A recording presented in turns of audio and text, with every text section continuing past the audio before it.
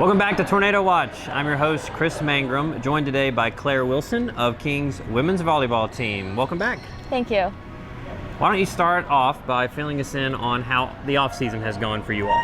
Yeah, so the off-season has been going really well. We had all of spring with all of the returning players to really grind out position-wise and work on our team dynamic. In the past 2 weeks, we've been with the freshmen on campus, getting them really integrated in with us. Sure. Now, your role really grew a lot last season. I believe you finished third in assists and second in digs for the season. You told me about your leadership role growing last year, and that's even continuing into this year.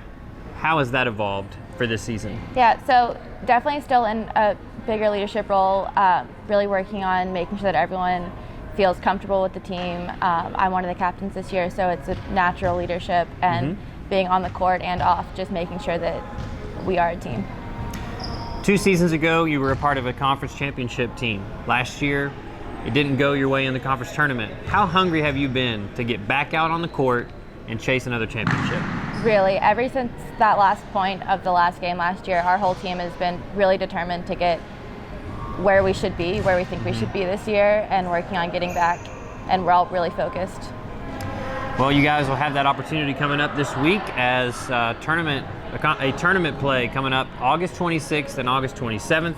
The King volleyball program will be back on the court. You can watch them online at conferencecarolinas.dn.com as a part of the Tornado Sports Network. I'm your host, Chris Mangrum. This has been Tornado Watch. We'll see you next time.